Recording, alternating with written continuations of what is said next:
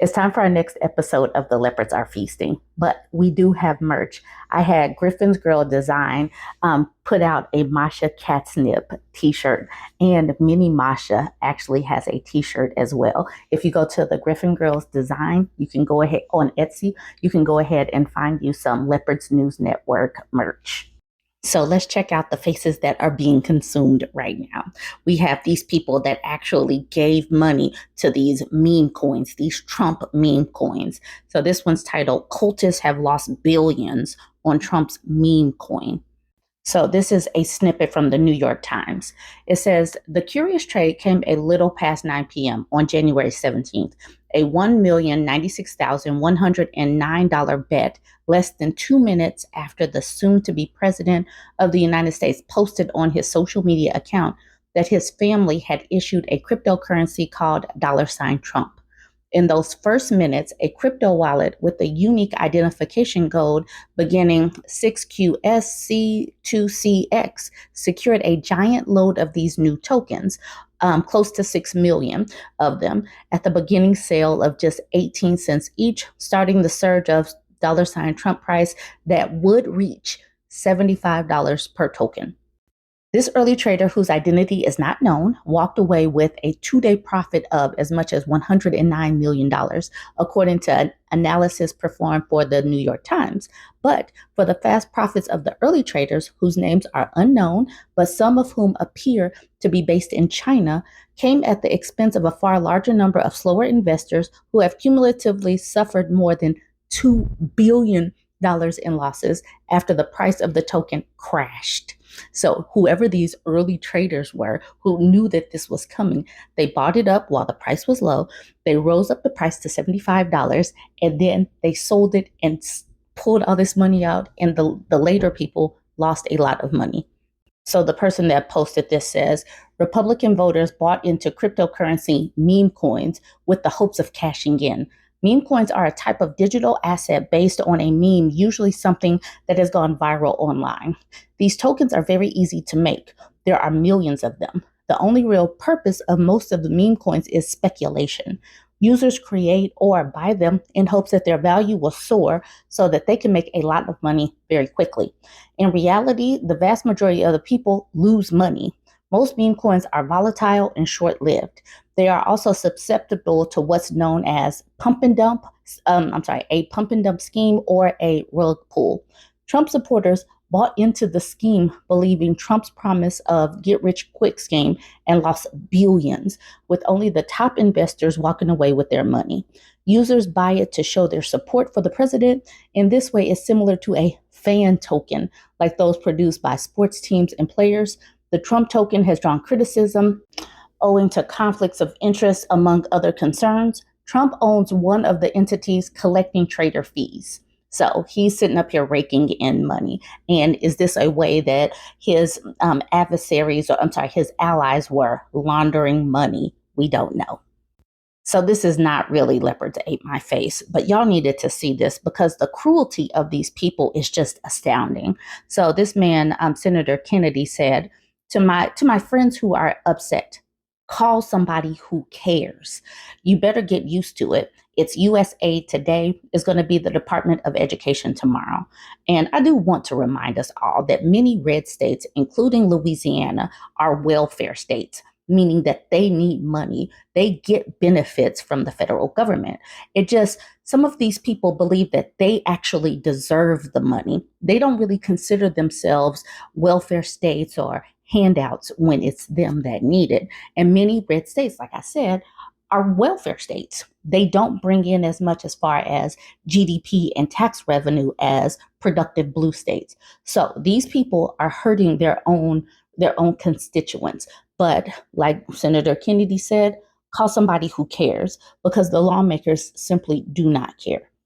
So this is titled, Trump Supporters Research Funding Attacked by Doge.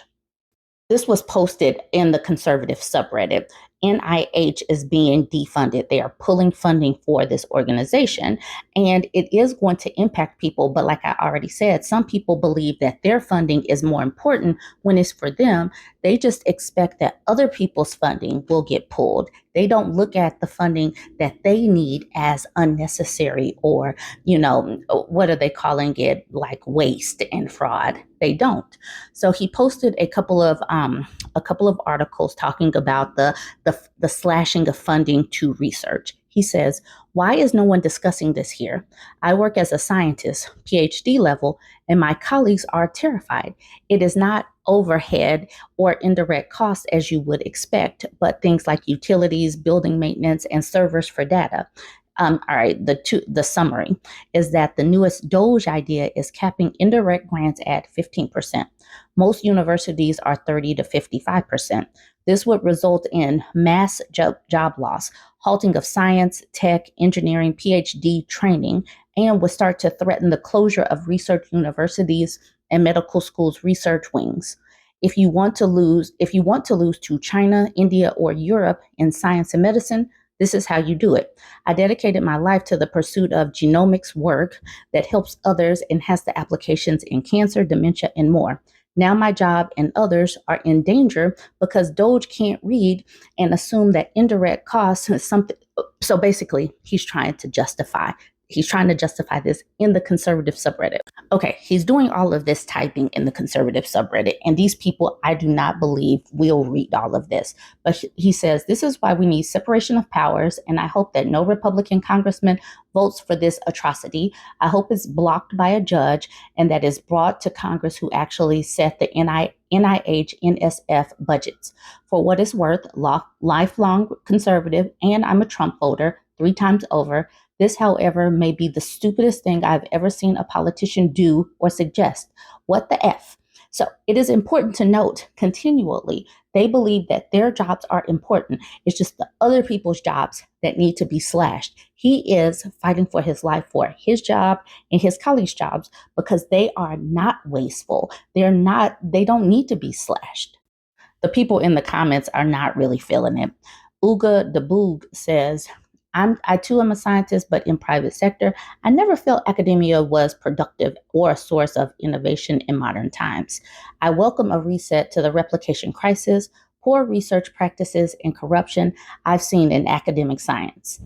Hobbyist says one of the things they are doing is identifying waste. I'm sure if enough researchers make a racket about this specific thing, it will get attention. The problem here now, however, is that so many people have been throwing a fit about actual legit waste getting cleaned up that your voice might be drowned out by all of those crying wolf.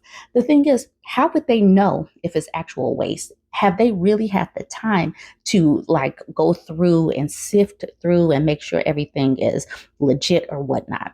I do understand identifying things, but the way they just come in and just slashing things, how do they even know? This person said, I would have no problem funding actual medical research and reasonable overhead costs, but in my limited experience working in not-for-profit graduate school for health professions and subsequently with 3 different nonprofits, the grift and waste are unconscionable. Like I said, they're not really feeling it. They think that, academia is just wasteful. So this is titled, This Was Bound to Happen with the Flair, Predictable Betrayal. So this person named Atal says, what a show MAGA has become, because it wasn't a show before.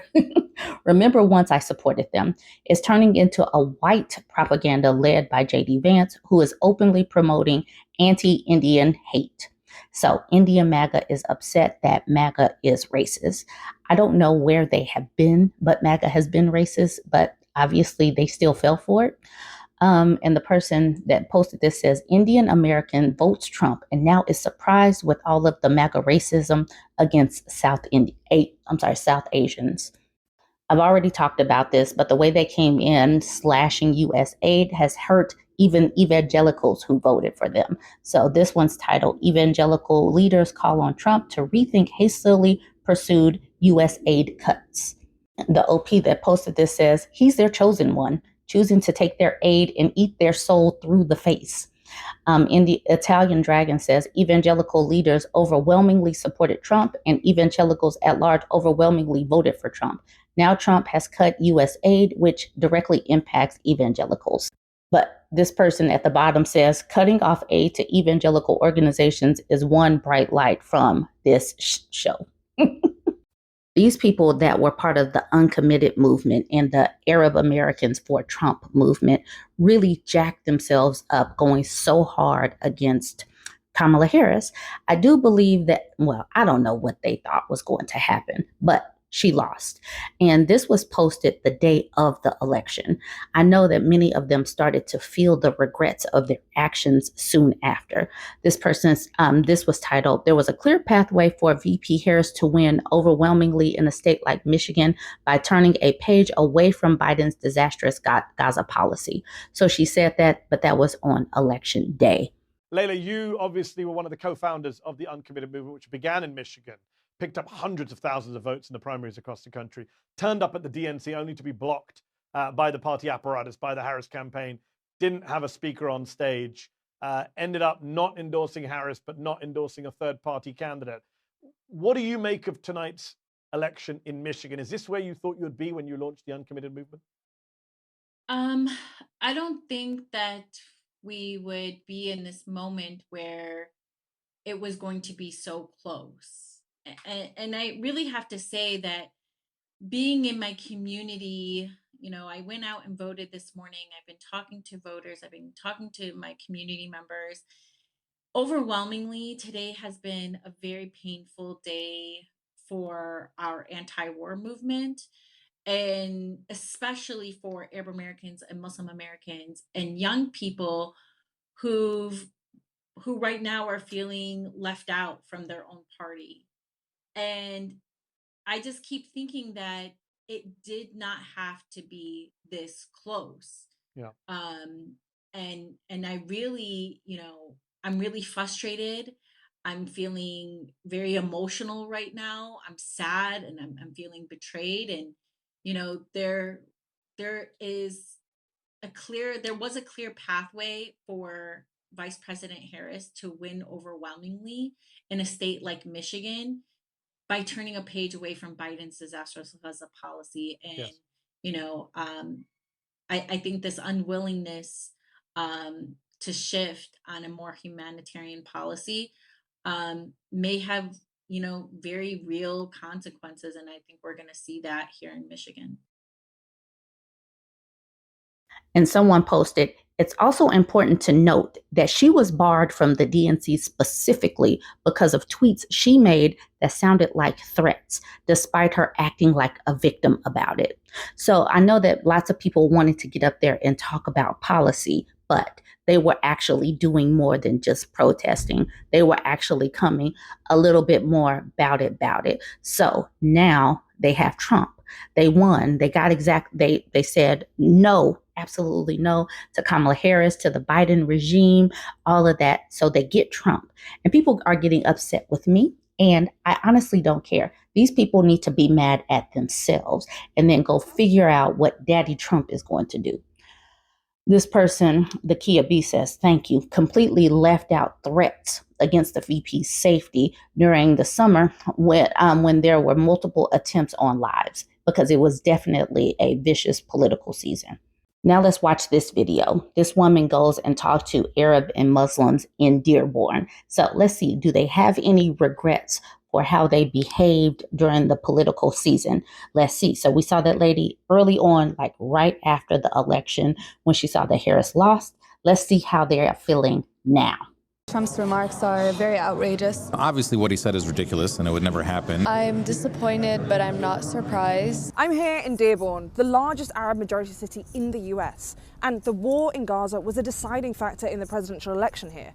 In this largely liberal city, President Trump won, and that was a big deal. We came here to speak to the Arab American community to find out how they feel about President Trump's comments about taking over Gaza. I voted third party. I think it's unlawful and delusional for him to think that he can displace Gazan people from Palestine, and that is calling for ethnic cleansing. I voted for Donald Trump. The initial reason why I voted for him was that he promised to bring stability to the Middle East and, to focus more of our resources on our country. Do you regret voting for Trump? I feel like I do and I don't. It's like mixed feelings, because I feel like if I did vote for Kamala or I didn't vote at all, my vote would have went to waste. She might have won, and I don't think that it was in her best interest to have a ceasefire. No one should be shocked by it. This guy's illiterate. He's never read a book about Palestine or maybe a book about anything. How did you vote in November? Stein. Why did you choose not to vote for Trump or Harris? If the Democrats would have won the White House, no one would have ever listened to us ever again. They would have said these people cry wolf, they'll eventually come around, or their votes don't mean anything. We couldn't let that be the case. I talked about this man before, Skylar Holden, and lots of people were in his comment section saying, you voted for this, or asking, did he vote for Trump? And he comes in and he does address the fact that, yes, he did vote for Trump, but he's saying that I don't have a TV, and, it was a left and a right thing. We had a Democrat, we had a Republican, blah, blah, blah. So he is explaining himself. So I am going to play that video, but I'm also going to play this video of this older farmer. And this older farmer is definitely not as petty as me. He is coming and talking very patiently with this man. And the way he is talking in a way that's such, it explains how many of these rural voters got to be so ignorant and why they have started voting Republican because of all of the changes with the news organizations and how the news organizations do not have to be fair and balanced. So you're going to see his video talking about, yes, he did vote for Trump, but then you're also going to see this older farmer come in and make commentary off of that, which is very adult and balanced. So you'll definitely enjoy listening to that if you stick around. All right, fellas, it's absolutely cold out here, and I would love to get back to my normal content, but with everything blowing up right now, I'm going to go ahead and stick on this. I just wanted to address all the comments on my last few videos about, oh, who'd you vote for? Who'd you vote for? You did this to yourself. Screw you. You don't deserve anything. You don't deserve any help. I hope you lose your farm. How much you selling it for? All those comments, that's super helpful. You think that you're not helping and you think that it's funny, but you commenting boosts the post, and I'm getting more views, therefore it is helping me. So it's kind of a double-edged sword there. You think you're getting your point across, in reality, you're actually helping me. But I wanted to start off by saying I did vote for Donald Trump. And just because I voted for Donald Trump doesn't mean I believe in everything that he stands for. And that everybody has to understand that. Just because you vote one way doesn't mean you agree with everything that party stands for. And I don't understand how you guys are... Everybody's at each other's throats in America. It's me versus you instead of us versus them. And that's where we need to get together as Americans and actually get on the same page and actually stand together and unite and fix some of these issues. There's a lot of corruption in the government, and I just don't understand how you can't see it. On both sides of the aisles, nobody's perfect. There's so much money that's hidden in this whole ordeal with the government, and it's time that we all get on the same page and actually unite and stand together against the corruption that's in the government.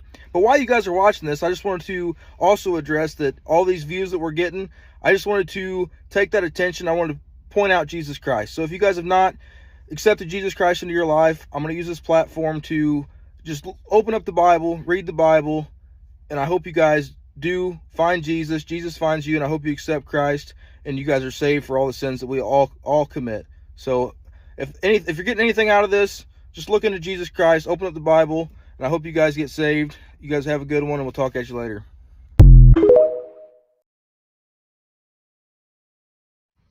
Also, everybody says in the comments, Project 2025, didn't you read that? That's his platform. Hey, Skylar, my name's Will Westmoreland, and I'm a farmer down in Southwest Missouri. And I just wanted to reach out to you and tell you that I am not an FAFO kind of guy. We probably disagree with each other on everything political, but there's a very specific reason why people are getting upset with you. And I wanted to explain that to you if you'd be willing to listen to an older guy kind of walk you through the process. Now, I'm not an FAFO guy because I know what's going to happen to poor people, the elderly, children, single moms, and over 250 million people every night around the world that go to bed hungry if the American farmer and rancher is run out of business because of Trump's policies. And that's what I want to explain to you tonight if you'll listen to me. I also wanted to let you know I sent you a private message. And if you ever want to get on the phone and you want to talk about the issues that Trump is forwarding that are bad for agriculture, I'd be willing to do that, and I'd be willing to listen to your arguments as well. I also want to let you know that I've been a political consultant for over 30 years. I want to be right up front about that. I do that in addition to farming. And I want you to know a lot of younger people don't know, and I don't mean that in a condescending way, but more of an educational way.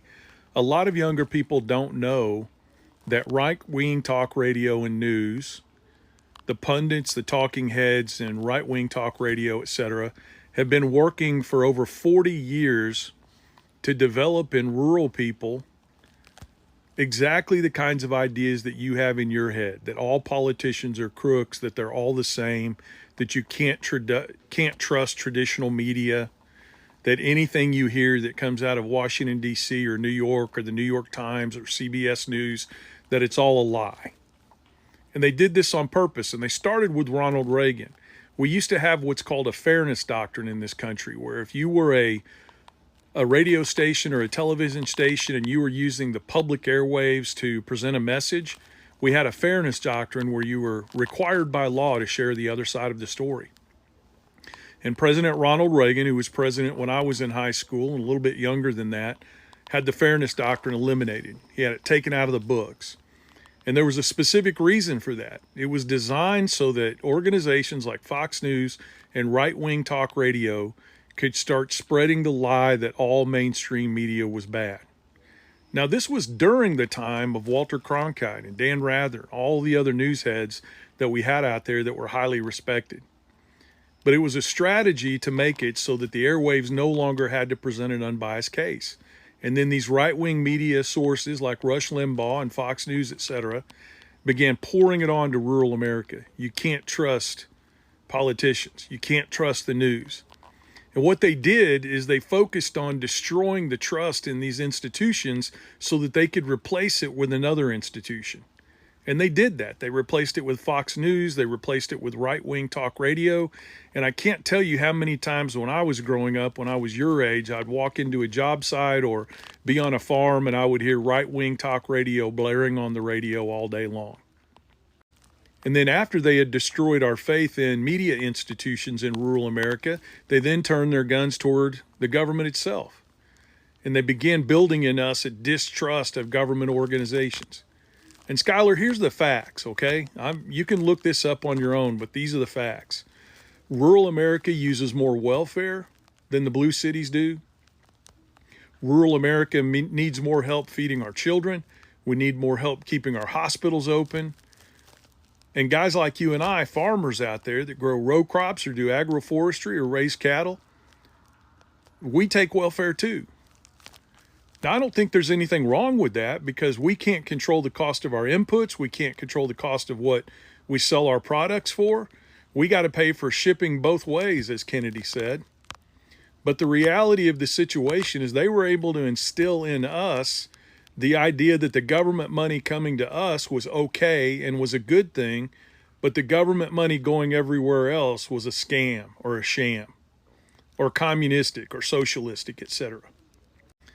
So it reached a fever pitch finally where a lot of rural people, over 70% of rural farmers and ranchers, only believe the Fox Newses and the talk radio.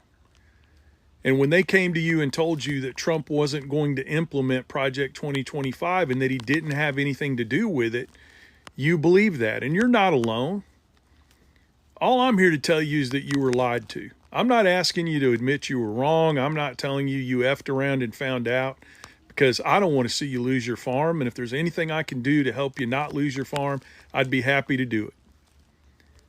But in the distrust that you built up for government over time, and due to the fact that you didn't think mainstream media was reliable anymore, and you began listening to the news sources that tried to convince you every day that Project 2025 was not a Trump deal, even though many, many people on his campaign worked for Project 2025, they put it together, they helped write it. There was an entire section on agriculture. And in that section on agriculture, they specifically say they're going to cut out programs like this. Then they're going to cut out crop insurance. And Donald Trump is on record, my friend. And Skylar, look this up. Don't take anything I'm telling you at face value. You look it up. That's the difference between me and a lot of people on here. Check what I've said. Make sure I'm not lying to you. But Donald Trump is on record saying that corporate farming is better than small family farms and ranches. And Skylar, that's what they're trying to do. They're trying to corporatize agriculture. And I'm not talking about when you and I go out and put together an LLC so that we can get the tax benefits and the protections from liability that come with that. I'm talking about big ag corporations in Wall Street buying up family farms and ranches as they go out of business so that they can turn it into just another investment.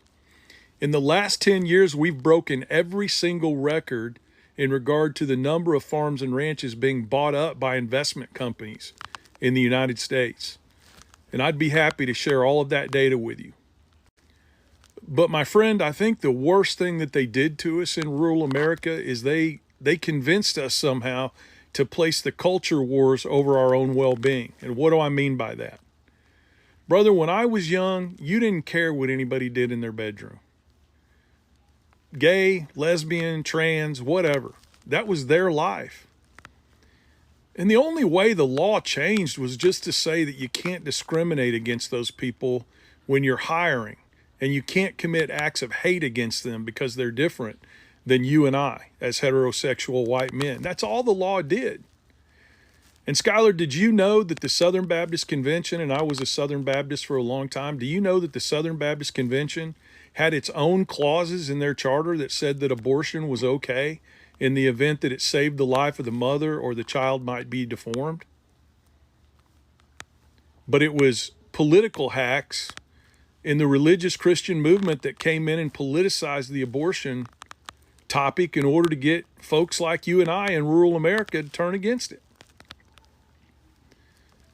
So I'm not here to tell you FO, brother. I know how hard you work every day, and I know what you're trying to do for your family because I'm doing the same thing. And you may listen to what I have to say, and you may just think this is the most ridiculous thing I've ever heard. But I hope you'll listen to it with an open mind, and I hope you'll double check and research what I've told you. Because the truth of the matter is we've been lied to. So at this stage, I'm not even asking you to say you were wrong. I'm just asking you to admit that you were lied to. Trump was forwarding Project 2025. He just hired the guy to oversee cost and contracts in the federal government that wrote Project 2025. We were lied to, my friend. And nobody's going to judge you if you just admit that you were lied to and you made decisions based on the fact that you thought these contracts were going to be kept and that you were lied to. And then the next step is get involved with us to fight back. It doesn't make you a Democrat. It doesn't make you a turncoat. It just means you see wrong when it occurs and you fight back against it. Anyway, I hope that makes sense, and have a great day. I know that was a long episode of The Leopards Ate My Face. Some of it might not have been leopards eating their faces, but still, I'm glad you made it this far. And if you did make it this far, go ahead and check out the Griffin's Girl Etsy shop, because this t-shirt with Masha Catnip is super duper cute. Pink with the pink hair. You will appreciate it.